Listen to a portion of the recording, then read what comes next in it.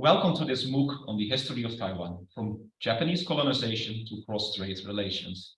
This MOOC is part of the Introduction to Chinese Politics and Society course. I'm Jasper Roctus. I'm a lecturer affiliated to Kent University, funded by FWO. Today we will talk briefly about three periods in Taiwanese history that have major impact on the shaping of so-called cross-strait relations, the relations between the People's Republic of China and Republic of China on Taiwan nowadays. We will start with the early history before moving to the Qing rule over Taiwan, and then the Japanese colonization of the islands, before we move to the late 1950s, where we will talk about this chaotic period where cross-strait relations actually took shape. Before the 17th century, Taiwan was primarily inhabited by Austronesian people, who would later be known as Aboriginals or indigenous Taiwanese, while there would be small plucks of Chinese traders and pirates along its coastline, numbering no more than a few thousand. From the European perspective, the island would be discovered by the Portuguese in the 17th century, who would call it Ilha Formosa, the beautiful island. And Formosa is still a name stick, together with the Chinese Taiwan. The Portuguese, before long, were followed by the Dutch. However, the Dutch at first did not have much interest in the island. What they wanted was to have trading rights in the Chinese mainland, where the Ming dynasty was still firmly in power. They were so firmly in power that the Dutch were actually defeated by the Ming navy and its troops, after which they were expelled. Basically, the Ming emperor decreed, well, if you want to do your business, you can do it on Taiwan. We do not consider Taiwan to be part of the Ming realm. And the Dutch did just that. In 1624, they subjugated large parts in the south of Taiwan, which were controlled by these indigenous Taiwanese people with carrot and stick methods, sometimes with gifts, sometimes with violence. But before long, they would have a new enemy on the island, the Spanish. The Dutch were at war with the Spanish, the Dutch War of Independence, 80-year war. And the Spanish did not like the fact that the Dutch were establishing a position in Taiwan so close to their colony of the Philippines. So they founded a so-called counter-colony on the island. Didn't have any interest in colonizing the island themselves, they just wanted to block the Dutch. This failed, however. Together with the indigenous people, the Dutch would be able to subjugate this Spanish Formosa. You see that's the area to the north of the island on the map in green. And by the 1640s, the Dutch would basically control the whole coastline of Taiwan.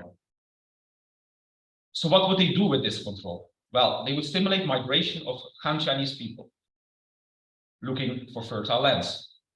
The Dutch needed these Han Chinese because the indigenous Taiwanese people did not have a farming culture.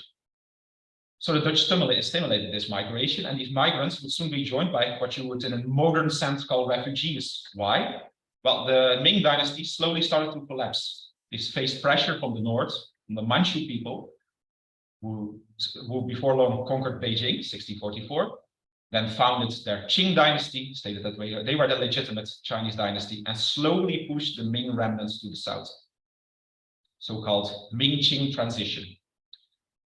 This, of course, led to even more refugees to Taiwan. However, these migrants and refugees, they did not want to be ruled by the Dutch, who they considered barbarians and who also treated them even worse than the Dutch treated the indigenous people. One rebellion after another started to arise at the island, and the Dutch initially were able to crush these together with indigenous help.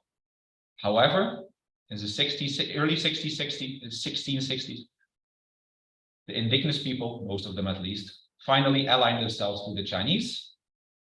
And in 1662, this alliance would be able to defeat under the leadership of Ming loyalist Koxinga Zhengchun would be able to defeat the Dutch, capture their capital called Fort Zeelandia, and would, on the ashes of the Dutch control, found its kingdom of Tuning, which proclaimed to be inherits the Ming dynasty and continues to resist the Qing from Taiwan. This moment is the start of the Sinification of Taiwan, which means this island would become more and more Chinese. Confucian temples would be built, there would be even more Han Chinese migration.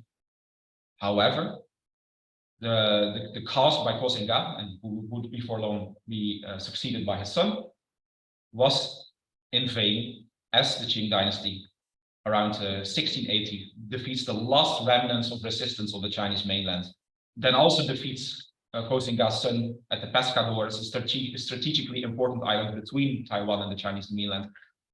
And the son of Koxinga decides to fold to the Qing dynasty. This would be followed by a period of remigration of many Han Chinese to the Chinese mainland, realizing like, anyhow, they are part of the Qing dynasty.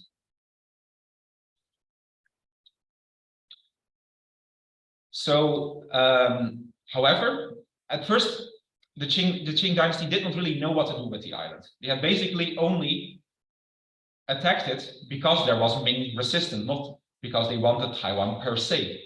And you can see that 2 years after the son of Koxinga falls to the Qing dynasty, that Qing control, administrative control over the island was very weak. You see the top, the picture in the top right corner. See, they only tried to rule parts of the southern part of the island, much less than the Dutch had tried to control. This would change in mid-18th century, when there would be a new wave of migration by the Qing, by Han Chinese settlers looking for profits. And this would lead to a gradual assimilation of the Taiwanese indigenous people, except for those in the mountainous inlands. And by 1895, over 90% of the Taiwan's population was ethnically Han Chinese, a situation that is nowadays still the case. About 97% of Taiwanese people are ethnically Han Chinese. And you can see to the picture to the bottom right corner that indeed by 1894, shortly before something happens, we get there in a bit, that Qing control over the island, except for its inland, had solidified significantly. However, before we continue, we have to mention some events on the Chinese mainland again. The Qing Empire would also start to collapse, just like the Ming had, with a shock defeat in the First Opium War to the British, followed by a series of unequal treaties with the imperial powers and lackluster attempts to reform. More on that in another MOOC on the Century of Humiliation. Meanwhile, Japan had westernized wholeheartedly through its so-called Meiji Restoration, which also included adopting doctrines such as colonialism.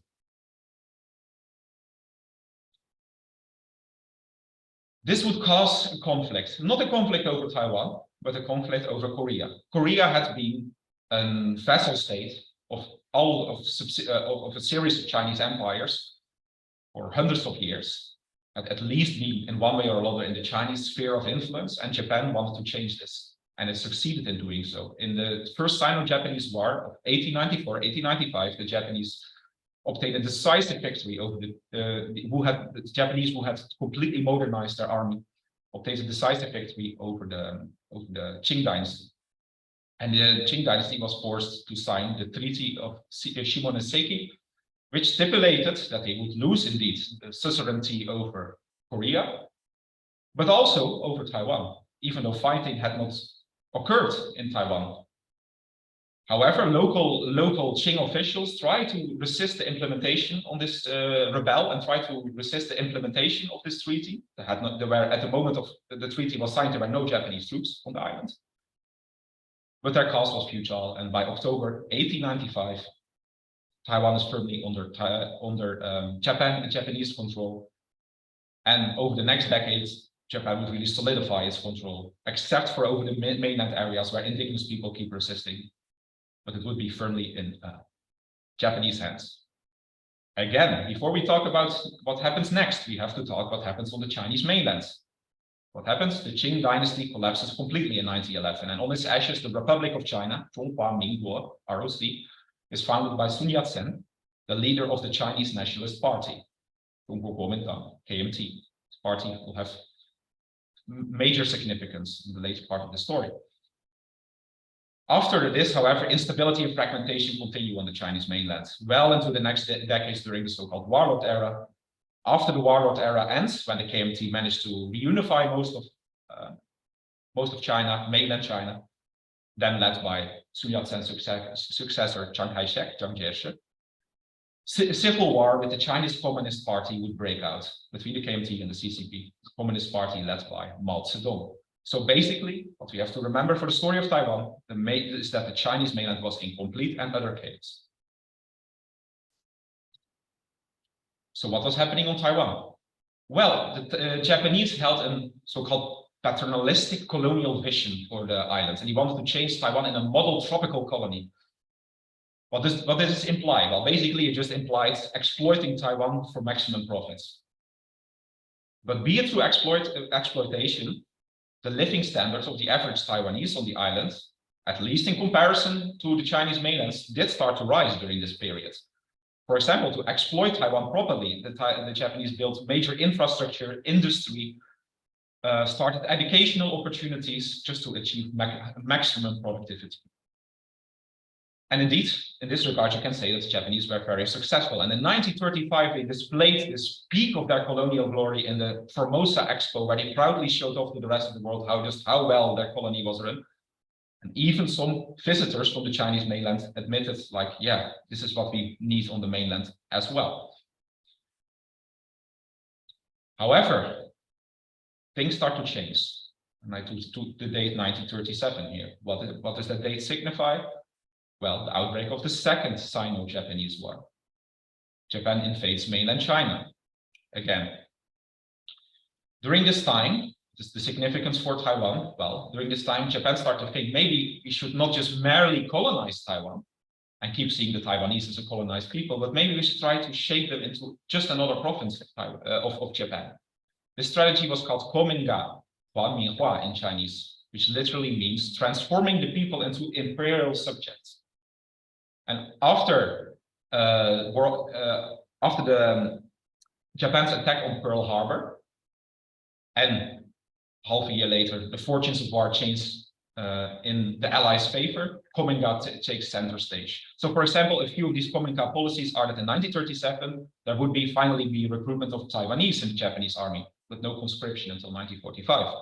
In 1940, there would be name-changing initiatives for Taiwanese people. They would be stimulated to exchange their Chinese name for Japanese names. There would be more active propagation of the Shinto religion, still largely unsuccessful, while in the early decades he had let the Taiwanese believe in their Buddhist faith, or in Confucianism. And especially during the final 2 years of the war, the direct loyalty as subjects of the Japanese Empire was stressed, and Kominga really prevails during the final year of the war. Again, this is a similar theme as the previous parts that I've shown you. Taiwan does suffer relatively little throughout the war. The fighting does not reach its shores. It was bombed a few times compared to what was happening on the Chinese mainland and eventually Japan itself. It was not hit that hard. In November 1943, in the so-called Cairo Declaration, it was proclaimed that all territories that Japan had stolen from the Chinese, such as Manchuria, Formosa, and the Pescadores, shall be returned to the Republic of China. And this, after the 2 nuclear bombs in August 1945, did indeed occur. And Taiwan, after the Japanese surrender, was handed back to the Republic of China, still led by Chiang Kai-shek. And the Republic of China becomes a founding member of the United Nations and a permanent member of the Security Council. It's really recognized as a big player. Again, more on this during the book on the Center of Humiliation. On the Chinese mainland, however, civil war between the KMT and the CCP resumes. They had formed a temporary alliance during the Second Sino-Japanese War to resist the Japanese, after some talks about creating coalition government fails. So, but first, let's move back to Taiwan. What happens on Taiwan? You can imagine maybe they were jubilant of being liberated from the Japanese. Actually not.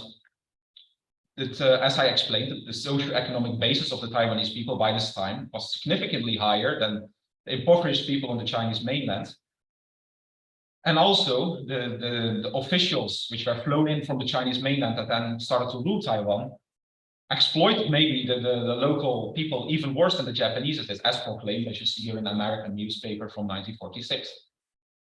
For example, representation of Taiwanese in local bureaucracy decreased from roughly 50% under the Japanese to 20% under the Republic of China.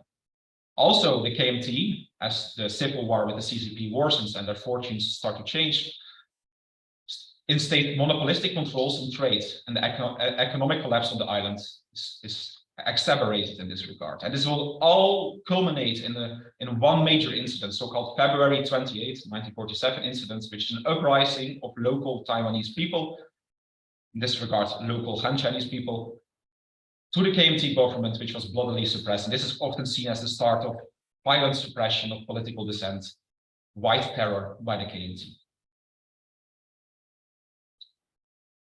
So here we see a major parallel with what I just explained. Again, we see something similar to what happened with that Ming-Qing transition. So what was happening? Well, the KMT was slowly being pushed to the south of China on the Chinese mainland by the CCP, be it on a period much shorter than the Ming-Qing transition. Again, we would have a situation where many people would flee as refugees to Taiwan, especially those loyal to the KMT's cause. They would become known as the mainlanders on the island, in opposition to the ones that had migrated to the island during the periods I've shown you before. Again, Taiwan is slowly evolving in some kind of last stand, this time of the KMT and against the CCP. Remember the parallel here with Koxinga making his last stand, the Ming dynasty against the Qing dynasty.